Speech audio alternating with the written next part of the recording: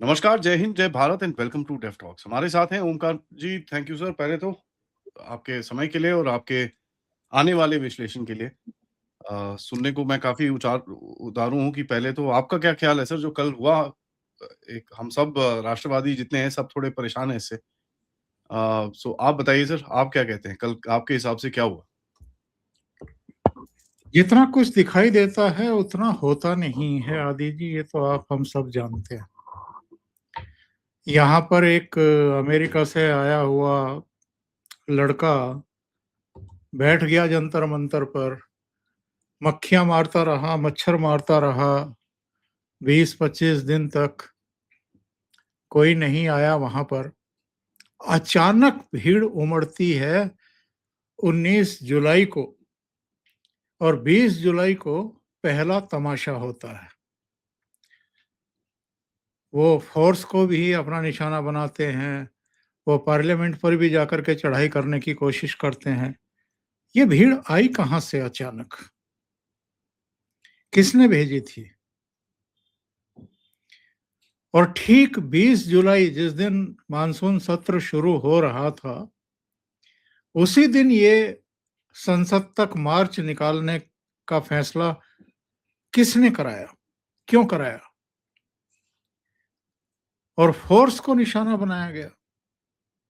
आप सरकार को कटघरे में खड़ा करें, सरकार पर प्रेशर बनाएं, समझ में आता है।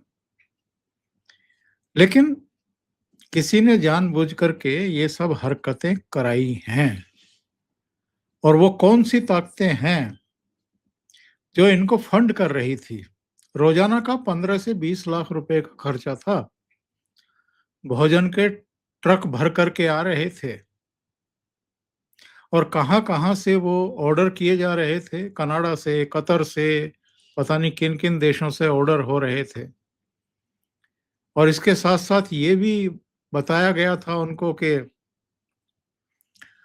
अगर कोई रोक टोक करे या आप पर कोई एक्शन करे तो फिर किन किन वकील साहिबान से आपको संपर्क करना है। यानी वकील भी पहले ही नियुक्त कर दिए गए थे। तो ये वो नहीं है जितना दिखाई दे रहा है। ये हर बार कुछ कुछ अरसे के बाद वो सारी ताकतें फिर से प्रयास करती हैं कि किसी तरीके से नरेंद्र मोदी को बदनाम किया जाए, इनकी सरकार को डिस्टेबलाइज किया जाए। और ये क्यों बार बार उनके पेट में दर्द होता है? क्योंकि उनको लगता है कि उनकी सारी कमाई के दरवाजे बंद हो चुके हैं। रक्षा सौदों में दलाली वो खाते थे, राशन वितरण में भ्रष्टाचार होता था, हर जगह भ्रष्टाचार होता था। तो उनके तो ठीक ठाक काम चल रहे थे।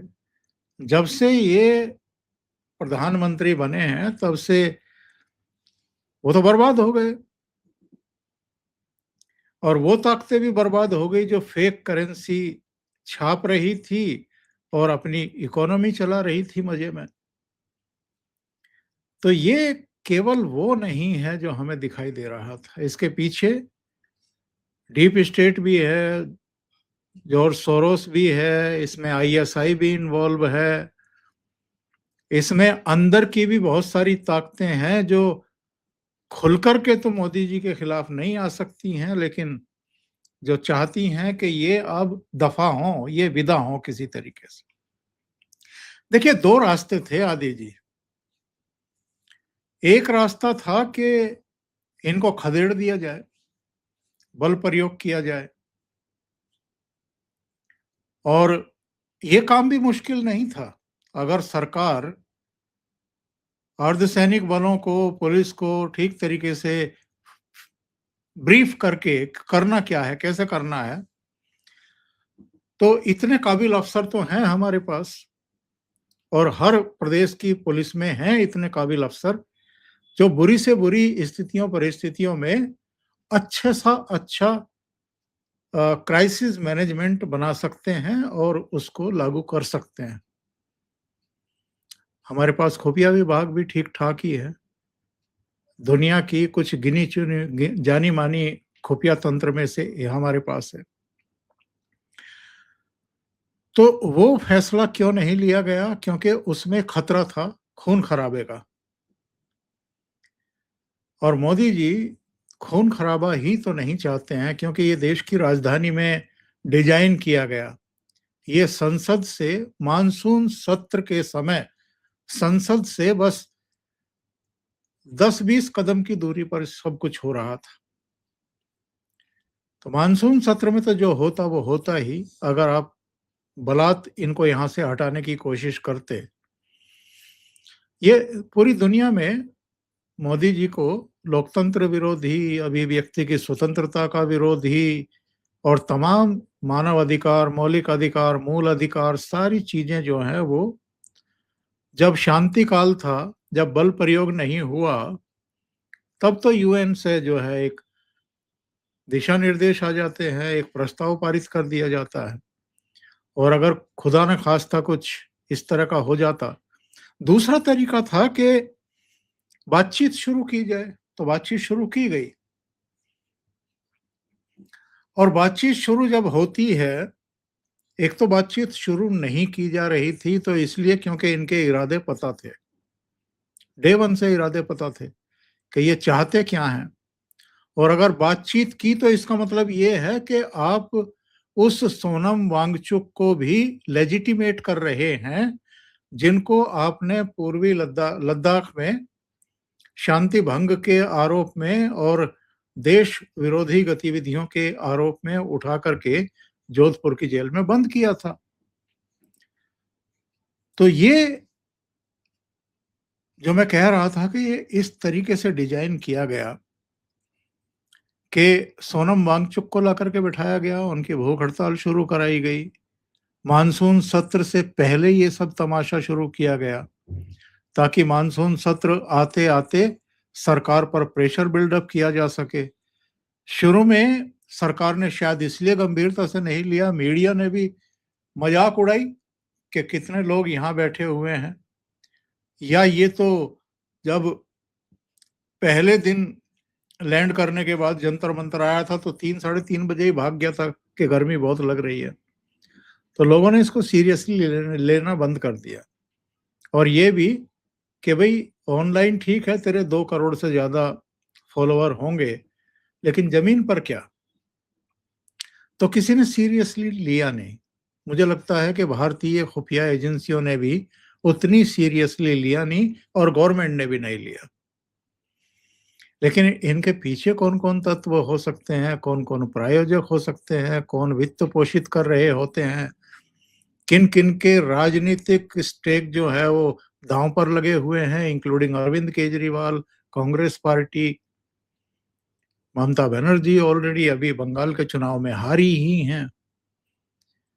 वो कोई दमड़ी खर्च कर रही होंगी इनके लिए, मुझे लगता नहीं है, क्योंकि उनके तो खाते सीज हुए पड़े हैं। वहाँ तो दूसरे खर्चे झंझट चल रहे हैं इस समय। लेकिन पैसा खर्च करने वाले तो बहुत है ना आदि जी, देश के भीतर भी और देश के बाहर भी। जब कनाडा से ऑर्डर आ सकते हैं खाने के, तो दूसरी चीजों के भी बहुत सारी जगहों से कुछ-कुछ चीजें चल रही होंगी। फॉरेन फंडिंग पर रोक लगाने के लिए एफसीआरए बिल भी आ रहा है, तो बहुत सारे वैसे ही किस्से होंगे। और डीप स्टेट से लेकर के और अमेरिका तक के पेट में दर्द हो रहा है कि अब जितने हम ये सब जीव जंतुओं को सड़कों पर उतारते थे, हाय हुल्ला करवाते थे, वो बंद हो जाएगा। क्योंकि जब खाद पानी नहीं होगा तो पौधा तो अपने आप ही मुरझा जाएगा। तो बहुत सारे कारण थे जिनकी वजह से ये सब शुरू कराया गया था। जो दूसरा तरीका था वो सरकार ने अल्टीमेटली अपनाया। और फिलहाल इनको किसी तरीके से यहाँ से दफा किया जाए, क्योंकि 15 अगस्त अब दूर नहीं है, गणतंत्र दिवस दूर नहीं है।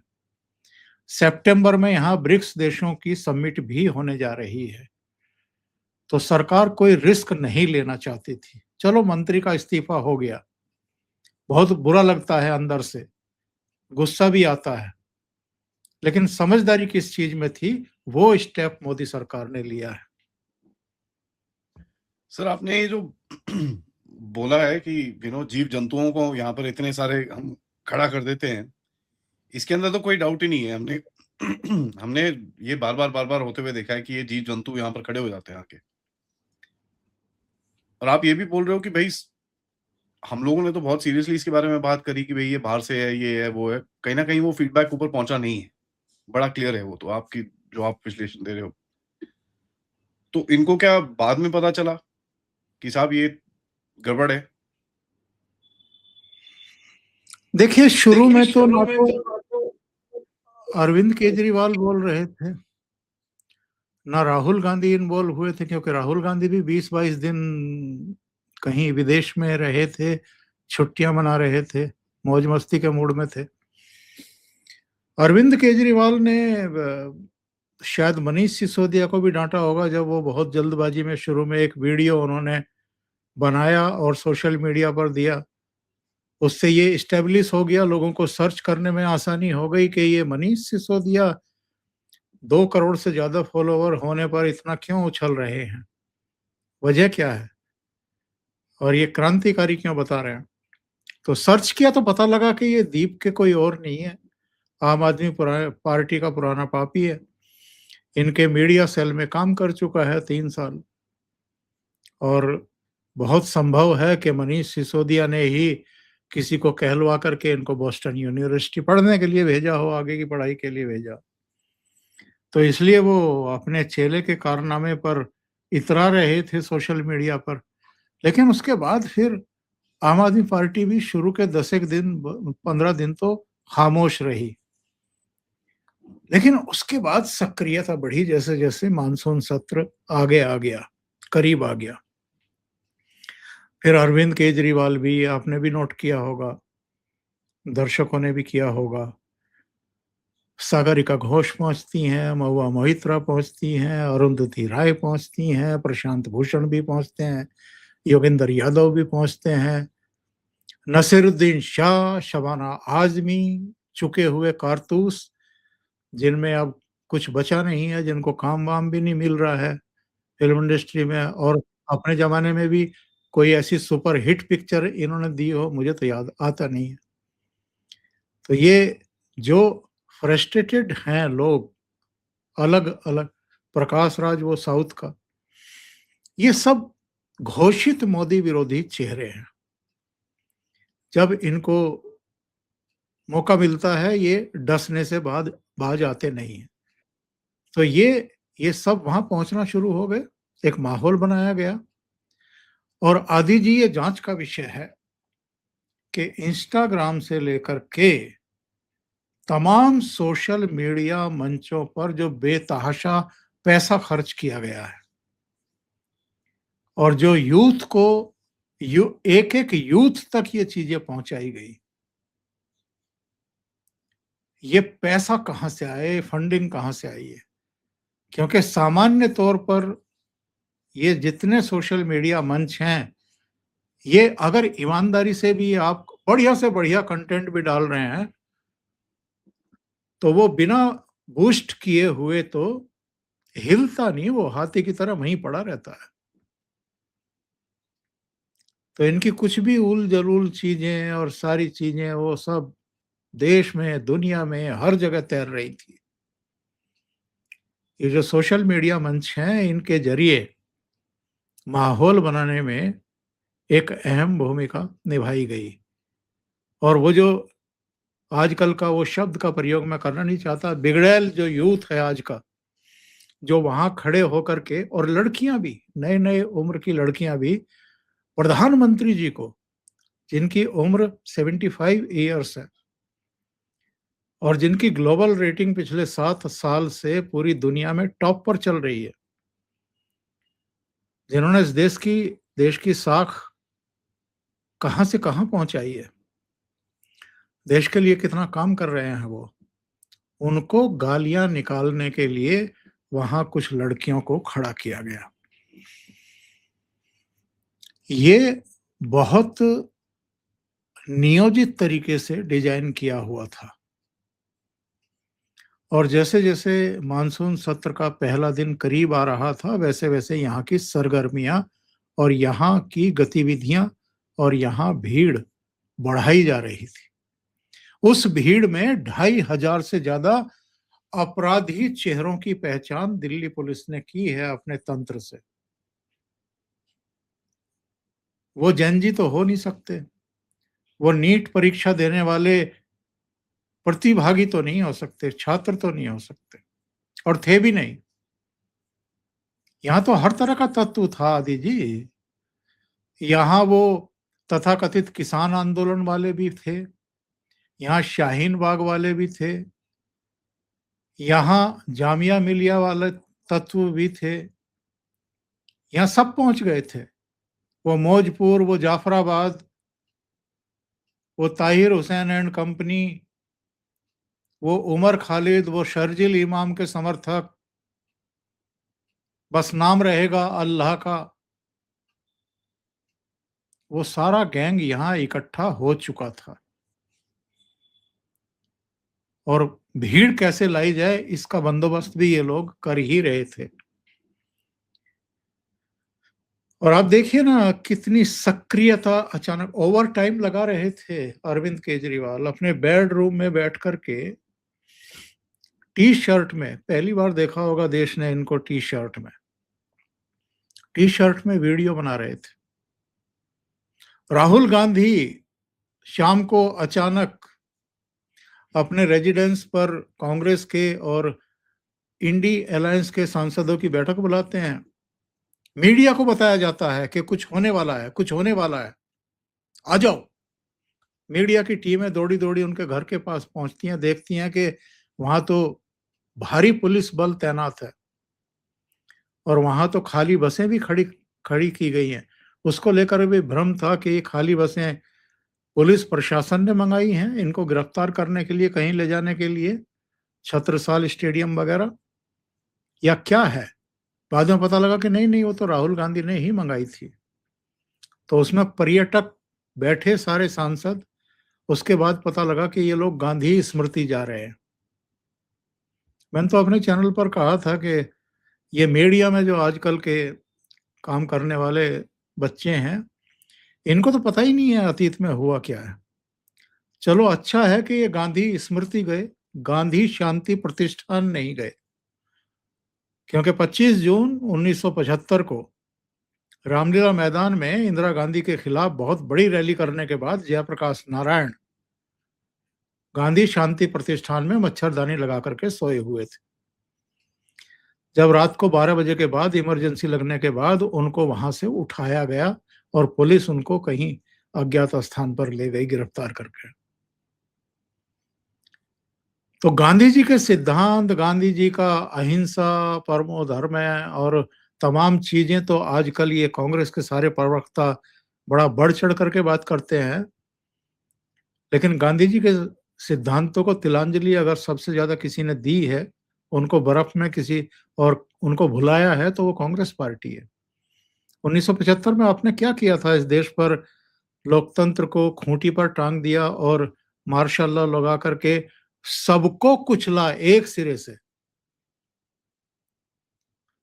लेकिन आज ये तमाशा कर रहे हैं क्योंकि इनको लगता है कि जब तक नरेंद्र मोदी की छवि बर्बाद नहीं करोगे, जब तक यहाँ हिंसक तांडव नहीं कराओगे और देश भर में नहीं कराओगे, तब तक इस आदमी की लोकप्रियता कम नहीं हो सकती।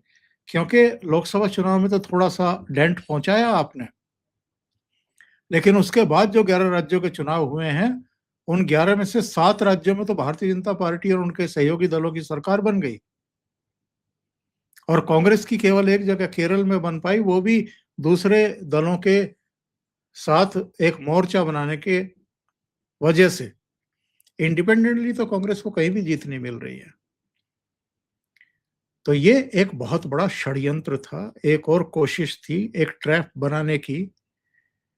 तो मोदी जी को फैसला लेना था कि इनके अरमान, इनके मंसूबे, इनकी साजिशों को सफल किया जाए या विफल किया जाए, और अभी चीजों को टाला जाए, ठंडा किया जाए, क्योंकि मानसून सत्र में उन्हें कई महत्वपूर्ण बिलों को पारित कराना है।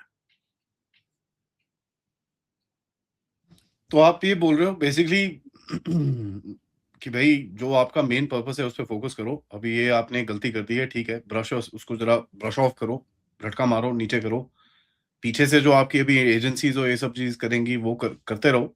इसको अभी नीचे निकालो, थोड़ी गाली पड़ेगी, ठीक है, खा लो। गलती हुई है तो गाली तो खानी पड़ेगी। गाली पड़ेगी, खाओ उसको एंड आगे चलो। या आप ये बोल रहे हैं सर? गलती ग गलती हुई है, मैं ऐसा मानता नहीं हूँ। देखिए, गवर्नमेंट के पास बहुत सारी सूचनाएँ होती हैं। वो हमारे आपके पास तो होती नहीं है, पब्लिक के पास तो होती नहीं है, समर्थकों के पास भी नहीं होती है। जो आँख मूंद करके उनको सपोर्ट करते हैं, उनको गुस्सा आना स्वाभाविक है ऐसे मौके पर, जब उनको पता लगे कि इनके प्रेशर की वजह से एक केंद्रीय मंत्री की बलि ले ली गई। और वो केंद्रीय मंत्री भी कौन? धर्मेंद्र प्रधान, जो संगठन में महत्वपूर्ण दायित्व निभाते रहे हैं, अलग-अलग राज्यों में चुनावी रणनीति बनाने और अपेक्षा के अनुसार परिणाम लाने में उनकी बहुत महत्वपूर्ण भूमिका रही है। इसके अलावा शिक्षा व्यवस्था में, पाठ्यक्रम में सुधार के लिए भी वो बहुत मेहनत कर रहे हैं।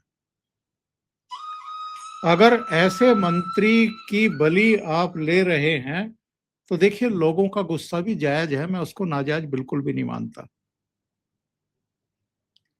पर हमें ये देखना पड़ेगा कि स्थितियाँ, परिस्थितियाँ क्या बन गई थी।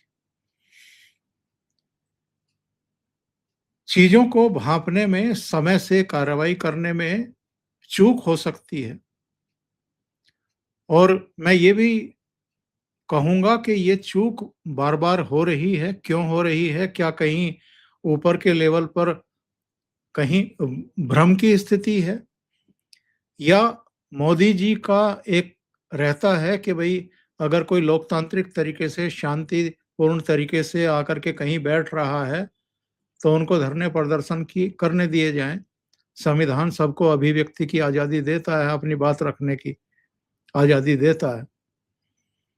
लेकिन अभी शायद ऐसा कोई तंत्र विकसित नहीं हुआ है कि शुरू में ये 20-25 दिन तो शांतिपूर्ण तरीके से चलेगा और बाद में अचानक जो है, वहाँ पर भीड़ उमड़ने लगेगी, अराजक तत्वों को उसमें शामिल कर दिया जाएगा, अपराधियों को भेज दिया जाएगा, बैग पैक लेकर के कमर के पीछे एक बैग, उसमें क्या-क्या भरा हुआ है, ईंट हैं, पत्थर हैं, विस्फोटक है, ऐसे तत्वों को वहाँ भेज दिया जाएगा और उसके बाद फिर सुरक्षा में लगे हुए जवानों के ऊपर अटैक करने शुरू कर दिए जाएँगे, बैरिकेड तोड़ दिए जाएँगे, संसद पर चढ़ाई करने की कोशिश होगी।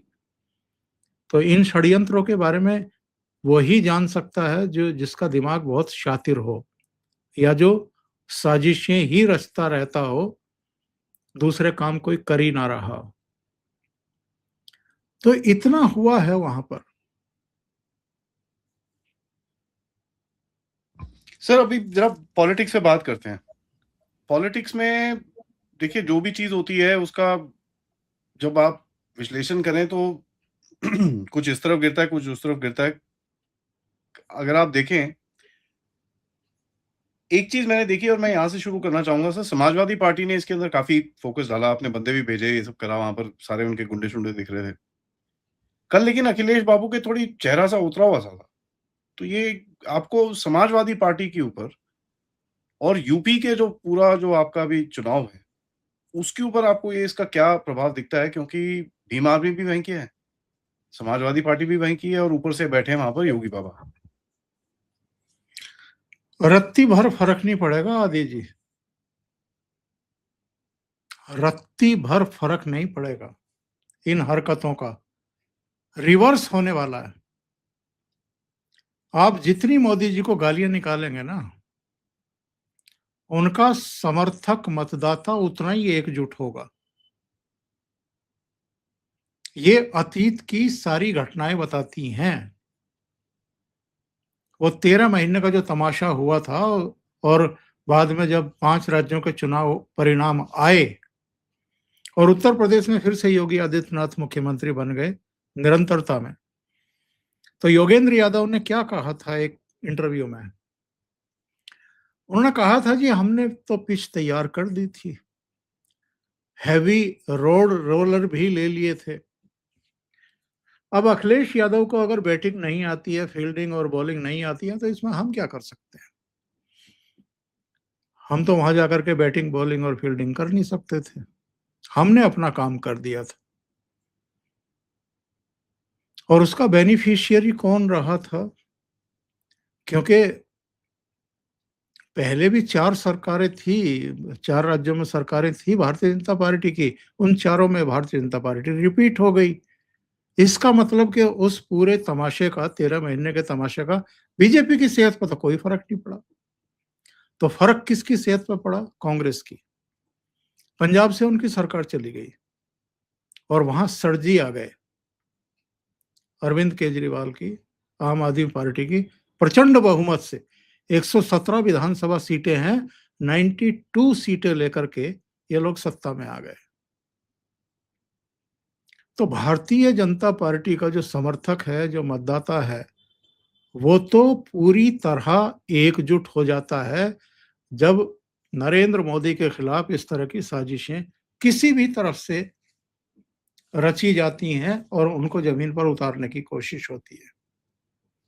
तो मुझे नहीं लगता कि इस पूरे घटनाक्रम का, इस पूरे बवाल का, इस्तीफे का और जो भी इनकी शर्तें-वर्तें मानी गई हैं उनका, बल्कि अब इंक्लूडिंग पंजाब सरकार यानी आम आदमी पार्टी यानी अरविंद केजरीवाल समेत उन सारी सरकारों पर दबाव बनेगा जिनके समय में पेपर लीक हुए हैं। क्योंकि पंजाब में भी 2 पेपर लीक हुए हैं। तो अब लेना वहां पे अपनी सरकार के मंत्री का इस्तीफा। तो यहां तो आपने तमाशा कर लिया, यहां तो प्रेशर बनवा दिया। चलो धर्मेंद्र प्रधान को कैबिनेट से हटाया, शायद राष्ट्र हित में, शायद दिल्ली के हित में, मानसून सत्र और जो विधेयक पास होने हैं उनके लिए। क्या प्रेशर कुकर की अगर सीटी काम ना करे और गैस ना निकले तो वो फट जाएगा और क्या-क्या नुकसान करेगा। रसोई को तो तबाह करेगा ही, घर के 1-2 पार्ट भी ले बैठेगा। तो वो तो उन्होंने प्रेशर और टेंशन को रिलीज़ कर दिया। पर जो उनको विधायी कार्य कराने हैं, कंप्लीट कराने हैं, उसके लिए ज़रूरी था कि ये तमाशा बंद हो। जी। ये अगर बंद तो ठीक है सर, तमाशा तो बढ़िया है, ठीक है, वो मैं समझ गया। तो आपने मतलब एक हार्ड डिसीजन लिया, ठीक है, खत्म करो, कट योर लॉसेस करके एक वो होता है। पंजाब में सर, पंजाब का जो राजनीति इस टाइम पे चल रही है, अब सड़जी जो है वहाँ पर वो उनकी हालत थोड़ी खराब ही है। पंजाब में अब जिस तरह से यहाँ पर निहंग निकले ये बड़े इंटरेस्टिंग थे। निहंग का एक गुट तो बाहर निकला जो मतलब अपनी राष्ट्रवादी जो तत्व है उन्होंने सामने दिखाया कि भैया ये देश के खिलाफ कुछ मत बोलना। तो ये भी देखा हमने। तो आप ये जो पंजाब को कैसे देखते हैं सर? वो जो 13 वो जो महीने के 13 महीने के तथाकथित तहत किसान आंदोलन की मैं बात कर रहा हूँ ना, वो नवंबर 2020 में शुरू हुआ था आदि जी।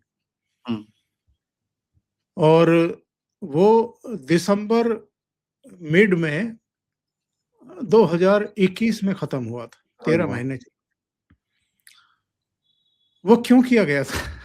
वो जो 3 कृषि कानून थे, उनको तो अब किसानों का एक सेगमेंट कह रहा है कि जी वापस लाओ, हमारा तो बड़ा नुकसान हो गया। उस समय तो राहुल गांधी भी ये राकेश टिकैत से लेकर के जितनी वो 32 जत्थेबंदियां पंजाब से आई थी, जो खाप पंचायतों के नुमाइंदगी करने वाले हरियाणा से आए थे, वो सब कह रहे थे कि काले कानून हैं। वो इकोसिस्टम भी सब काले कानून बता रहा था। सब इनके साथ हुआ कर रहे थे उस समय। लेकिन बाद में लोगों को पता लगा ना कि नहीं, उसमें कुछ भी गलत नहीं था। वो राजनीतिक कारणों से आपको मोदी जी को बदनाम करने की एक कोशिश करनी थी। क्योंकि सामने 5 राज्यों के चुनाव आ रहे थे। उसमें फायदा लेना था इनको। जैसे आज अरविंद केजरीवाल ने ये जंतर मंतर का ड्रामा डिजाइन करवाया है, ऐसे ही वो 2020-21 वाला कथित किसान आंदोलन वो राहुल गांधी और कुछ ताकतों के दिमाग की उपज था। ये चाह रहे थे कि कम से कम इतने राज्यों में डिफीट हो रही है, पंजाब तो अपने पास बना रहे, लेकिन बचा नहीं पाए। ऐसे ही अरविंद केजरीवाल को लगता है कि ये जो आंधी चल रही है इस समय भारतीय जनता पार्टी की, और नरेंद्र मोदी की लोकप्रियता ही कम होने का नाम नहीं ले रही है, तो पंजाब चुनाव से पहले कुछ ऐसा रायता बिखेरो कि इनकी छवि भी खराब हो, और भारतीय जनता पार्टी अगर बंगाल में जीत सकती है, प्रचंड बहुमत से जीत सकती है, तो वो यहां भी करिश्मा कर सकती है, पंजाब में भी। और मैंने आपके शो में पहले भी कहा था, पंजाब में राष्ट्रवादियों की कोई कमी नहीं है। पंजाब का हमारे राष्ट्रीय आंदोलन में, स्वतंत्रता संग्राम में जबरदस्त कंट्रीब्यूशन रहा है। जो हमारी सेनाएं हैं, अर्धसैनिक बल हैं, उनमें पंजाब और हरियाणा, इनके जवान आपको हर 9वां 10वां जवान यहीं से मिल जाएगा, जो सरहदों की रक्षा करते हैं, जो अशांति काल में जाकर के अलग अलग शहरों में अपनी भूमिका निभाते हैं। तो वहां राष्ट्रवादियों की कोई कमी नहीं है। कुछ मुट्ठी भर तत्व हैं जो आईएसआई और दूसरे उस पर जो है खेलते हैं, या कनाडा वालों के हाथ में या यूएस यूके वालों के हाथ में खेलते रहते हैं। लेकिन पंजाब में भी वो स्पार्किंग है जो इस समय पूरे देश में दिखाई दे रही है। वहां भी बड़े पैमाने पर, अब तो खैर आर्य समाजी कम हो गए वहां पर, लेकिन एक समय में वहां आर्य समाजी आंदोलन सिर चढ़ करके बोलता था। लेकिन सनातनी कम नहीं है, वहां भी राष्ट्रवादी कम नहीं है। इन लोगों को लगता है कि जो कुछ ये लगातार जीत दर्ज करते जा रहे हैं, ये अगर पंजाब में भी सिरे चढ़े तो इनका खेल खत्म। दिल्ली से तो पहली पब्लिक ने उठा करके इनको यमुना में फेंक दिया है। खुद अरविंद केजरीवाल अपना चुनाव हार गए, मनीष सिसोदिया हार गए, सत्येंद्र जैन, सौरभ भारद्वाज हार गए। तो पंजाब में भी अगर गए तो उसके बाद तो कोई ठौर ठिकाना है नहीं। किस दीवार पर सिर टिका करके रोएंगे, और फाइनेंस का क्या होगा, ये तो बर्बाद हो जाएंगे। तो ये सब जानबूझ करके साजिशें रची जा रही थी। तो अगर आप इसको पूरी तरह से देखें, जो पंजाब में सर एक जो सेंसिटिव तबका है, वो एकदम से भड़क जाता है, सब कुछ वो सब होता है। एंड उसको कंट्रोल करना, वो तो आम आदमी पार्टी की भी बस में नहीं है, ये तो मैं बड़ा क्लियरली बताता हूँ। वो उस चीज़ का यूज़ करती है और कुछ नहीं करती। बाकी अगर वो सोचें कि उनके कंट्रोल के अंदर है, बिल्कुल भी नहीं है वो। अब सर मेन राजनीति पे जो अभी क्या नाम है आपका, लोकसभा, राज्यसभा में अब आपको क्या होता हुआ दिखता है? क्योंकि बड़े-बड़े बिल आने वाले हैं। इसमें तो अब जो आपको पता ही है, एफसीआरए के ऊपर ये पूरा हंगामा करा है, ये सब चीज़ें इसके ऊपर करी हैं। तो आपको यहाँ पर क्या दिखता है? एफसीआरए और ये सब चीज़ें, डिलिमिटेशन पे तो मेरे को जो सुनाई में पड़ रहा है, उसमें तो कोई चांस ही नहीं है वो हिलेगा। एफसीआरए लिस्टेड है आपका मामला, तो आपको कहाँ लगता है ये चीज़ें कहाँ जाएँगी अभी? एफसीआरए तो सामान्य बिल है, सामान्य बहुमत से वो दोनों सदनों में क्लियर हो जाएगा। उसके लिए संविधान संशोधन की जरूरत नहीं है, 2/3 बहुमत की जरूरत नहीं है। अभी जिनके लिए 2/3 बहुमत की जरूरत है, उनको लिस्टेड ही नहीं किया गया है, उसको बिजनेस में ही नहीं रखा गया है अभी। और एक और महत्वपूर्ण बिल जिसको लिस्टेड नहीं किया गया है, वो है वन नेशन वन इलेक्शन। वो भी इसी सत्र में आ सकता है, लेकिन डिपेंड करेगा। और जो मेरी सूचना है वो ये है कि अमित शाह व्यवस्थाएं कर चुके हैं, 2/3 बहुमत की सब व्यवस्थाएं हो गई हैं। टीएमसी टूट चुकी है, उद्धव ठाकरे की पार्टी टूट चुकी है, आम आदमी पार्टी के 7 सांसद राज्यसभा के टूट करके इधर आ चुके हैं। शरद पवार ने कह दिया है कि हम सहयोग करेंगे।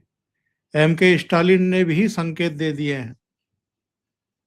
तो मुझे लगता है कि जिस दिन मोदी सरकार ये आश्वस्त हो जाएगी कि अब 2/3 बहुमत का इंतजाम हो गया है और कुछ दल, जैसे अतीत में एक बार मुलायम सिंह यादव ने खिलाफ बोला एक बिल के, लेकिन बाद में वॉकआउट किया और बिल पास हो गया 2/3 बहुमत वाला।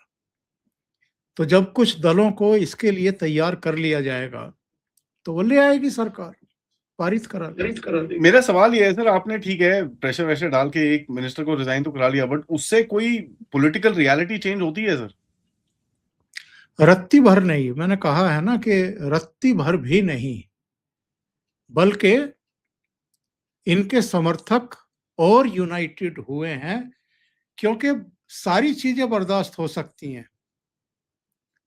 मोदी को कोई अगर गाली निकाल रहा है खड़े होकर के, ये चीजें अभी भी जो उनके सपोर्टर हैं, जो मतदाता हैं, जो आम भारतीय हैं, जो अभी इतने संस्कार विहीन नहीं हुए हैं कि ये चीजें बर्दाश्त कर सकें, भूल जाएं कि वो प्रधानमंत्री हैं।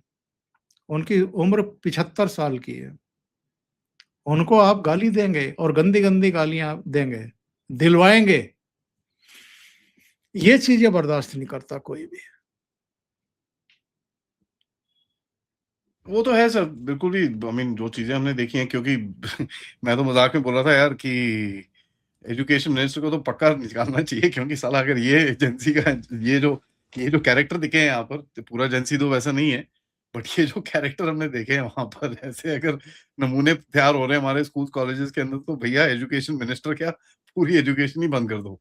गवर्नमेंट को रिस्पॉन्सिबिलिटी नहीं लेनी चाहिए, भैया हम नहीं कर सकते ये तो पता नहीं क्या बन के निकल रहे हैं। देखो स्कूल नहीं, कॉलेजेस में मैं इसमें भी थोड़ा सा असहमत हूँ कि कैसे स्टूडेंट तैयार हो रहे हैं, ये एजुकेशन मिनिस्टर या कोई सरकार नहीं तय कर सकती। जो हमारी शिक्षा व्यवस्था है, वो उसमें दोष शुरू से हैं। वो किस तरह का पाठ्यक्रम, किस तरह का वातावरण, वहाँ किस किस तरह के लोगों को छूट दी गई, कोई चेक एंड बैलेंस है नहीं। दूसरी बात ये है कि चूंकि मैं तो पॉलिटिकल साइंस का स्टूडेंट भी रहा हूँ, लोक प्रशासन भी मैंने पढ़ा है। किसी सरकार का ये दायित्व नहीं होता है कि आप किसी पीढ़ी को, किन्हीं बच्चों को संस्कारित करें या समाज को सुधारें। बेहतर समाज का निर्माण समाज के भीतर से होता है और पहला दायित्व जो है वो माता पिता का होता है कि वो अपने बच्चों को संस्कार दे। दूसरा दायित्व गुरुओं का होता है, जो शुरू में उनको पढ़ाना लिखाना शुरू करते हैं। ये दोनों संस्थाएं, यानी माता पिता भी और गुरु भी, किसी के पास समय नहीं है आदि जी आज की तारीख में। माँ बाप पैसा कमाने में लगे हुए हैं, बच्चा कहाँ जा रहा है, कहाँ बैठ रहा है, किस तरह की गतिविधियों में शामिल है, किन चीजों का सेवन कर रहा है, कितनी देर रात को लौट रहा है, कोई चेक नहीं है, कोई पूछता नहीं है। या तो डर रहे हैं या बिना मतलब कि वो सिरदर्दी लेने कोई तैयार नहीं। तो जो दायित्व है वो तो परिवार का है, माता पिता का है, गुरुओं का है कि वो संस्कारित करे। और ये बेसिक चीजें हैं। राष्ट्र के प्रति आपका दायित्व क्या है, परिवार के प्रति, समाज के प्रति आपका दायित्व है, ये सरकार नहीं सिखा सकती। सरकार का काम दूसरा है, वो सरकार कर रही है। वो काम अगर सरकार ना करे तो उसका कान पकड़ो कि हमने आपको इसलिए चुना था। तो ये जो, जैसा मैंने कहा है कि धर्मेंद्र प्रधान एक बड़ी भूमिका निभा रहे थे कि पाठ्यक्रम को दुरुस्त किया जाए। अकबर महान है या औरंगजेब बहुत ही शानदार शासक था, तो ये जो फ्रॉड इतिहासकारों ने पाठ्य पुस्तकें तैयार की थी, उनको सुधारना बहुत जरूरी है। महाराणा प्रताप भी इस देश में हुए हैं, छत्रपति शिवाजी महाराज भी हुए हैं। ऐसे बहुत सारे नाम जिनको बिसरा दिया गया, या जिनको वो अपनी भाषा में हम कहते थे जब मैं अखबारों में काम करता था कि एक होती है लीड, एक होता है टॉप बॉक्स, एक होती है सेकंड लीड, एक होती है बॉटम। तो पहले पेज पे दिखाई ही नहीं देना है किसी खबर को, अंदर कहीं ये बताने के लिए कि हमने कवर की हुई है, सिंगल कॉलम कहीं डाल दो। तो हमारे इतिहास में महाराणा प्रताप, शिवाजी महाराज पढ़ाए गए होंगे, लेकिन वो उसी सिंगल कॉलम खबर की तरह बस रख दिए गए। लेकिन महान किनको बताया गया? तो वो सुधार का काम धर्मेंद्र प्रधान कर रहे थे। उनको इसलिए भी निशाने पे लिया गया है, केवल इसलिए नहीं कि नीट का पेपर आउट हो गया। पेपर तो इस देश में पता नहीं कितने आउट हुए हैं और किन-किन के कार्यकाल में हुए हैं। तो फिर तो सभी को सूली पे चढ़ाओ ना। नहीं, वो बात तो ठीक है सर। आखिर में मैं एक ही चीज़ पूछूँगा, देखिए ये जो पूरा पूरा जिस तरह से ये पूरा बनाया गया, पूरा क करा गया, अ, इसको रोकने के लिए सरकार को रोकने क्या, इसको प्रिवेंट करने के लिए कुछ ना कुछ तो सीखना पड़ेगा, राइट? एंड ये बहुत बड़ी चीज़ है, क्योंकि अगर आप नहीं सीखे इससे, तो फिर तो बार-बार होगा ये। ये रुक नहीं ये सक रुक ये नहीं रुक सकती, रुक ही नहीं रुक सकता नहीं है। सकती। ये आगे भी होगा। ये नहीं रुकने वाला है। अभी तो 2029 के लोकसभा चुनाव से आप एक और कोई तमाशा ज़रूर देखेंगे दिल्ली में। हाँ, पिछले वाले चुनाव में तो इतना कोई तमाशा हुआ नहीं था। तो पिछला वाला तो बच गए थे, बड़ा कुछ हुआ नहीं। ये एक्चुअली सर, आपकी बात एक एक तरफ तो पिछले सही है। पिछले चुनाव से पहले शंभू बॉर्डर और खनियोरी बॉर्डर पर लगातार तमाशा हुआ था 1.5 साल तक। वो भी एक कोशिश थी कि किसी तरीके से कन्फ्रंटेशन हो जाए, 10-20 लोग मर जाएँ। उस समय के वीडियो उठा के देखो ना आदि जी। एक वो सरदार जी थे, बड़े बुजुर्ग से, उनका नाम मैं भूल गया हूँ। उनका वीडियो वायरल हुआ था जिसमें वो कह रहे थे, ओ मंदिर के चलते मोदी जी की लोकप्रियता बहुत ऊपर चली गई है, टाइम माड़ा है और ये काम करना है। यानी मोदी जी की जो लोकप्रियता ऊपर चली गई है, उसे नीचे लाना है। तो ये साजिशें हर चुनाव से पहले कुछ ना कुछ रची जाती है, डिजाइन किए जाते हैं और पैसे लगाने वाले हैं अब। आप तो खैर रक्षा सुरक्षा से जुड़े हुए मामले पर ही चैनल चला रहे हैं, तो आपको मैं क्या बताऊँगा, आपको सारा कुछ पता है। देखिए, अलग-अलग तरीके से देश को डिस्टर्ब करने की कोशिशें हुई हैं। पाकिस्तान अब सीधे युद्ध लड़ने की तो हिम्मत कर नहीं सकता है। तो 80 के दशक के उत्तरार्ध में उसने इस्लामिक आतंकवाद को पनपाया, वित्त पोषित किया, ट्रेनिंग की, दी, आतंकवादी सरगना वहाँ बैठे, उनको सारी सुविधाएँ दी गई। फिर आतंकवाद धीरे-धीरे जो है वो यहाँ निर्दोषों का खून बहा रहा था, क्योंकि वहाँ की सेना तो मुकाबला नहीं कर सकती, तो उनको भेजा गया। अब हम देख रहे हैं कि मोटा भाई ने, नरेंद्र मोदी ने और राजनाथ सिंह और दूसरे तमाम लोगों ने मिलकर के सबने ये संकल्प व्यक्त किया कि हम ये खेल बंद करेंगे, प्रॉक्सी वार खत्म करेंगे। तो आतंकवाद को मिनिमाइज़ कर दिया, नक्सलवाद को मिनिमाइज़ कर दिया, अलगाववादी भी अब चुप करके बैठे हुए हैं। जो फॉरेन फंडिंग थी, उसके भी तार काटे गए हैं। तो अब दूसरे तरीके से, चूँकि सोशल मीडिया का ज़माना है, तो दूसरे टूल के इस्तेमाल किए जा रहे हैं और घर के भीतर ही एक अलग तरह के बॉम्ब तैयार किए जा रहे हैं, जो समय-समय पर फटते रहते हैं, कभी यहाँ, कभी वहाँ, कभी। नहीं, वो बात तो है सर। थैंक यू सर आपके समय के लिए, क्योंकि बड़ा यू नो बड़ा ज़बरदस्त सा समय है, बड़ा इम्पोर्टेंट सी चीज़ें चल रही हैं हमारे देश के अंदर। तो इसके ऊपर हमारी नज़र तो पूरी होनी चाहिए। बट थैंक यू आपके समय के लिए और आपके विश्लेषण के लिए। सबसे रिक्वेस्ट है वीडियो को लाइक करिए, सर के चैनल को और हमारे चैनल को सब्सक्राइब और सपोर्ट ज़रूर करते रहिएगा। हम अपनी पूरी कोशिश करेंगे आपके साथ जो भी चीज़ें चल रही हैं वो आपके सामने रखें। नमस्कार, जय हिंद, जय भारत। जय हिंद।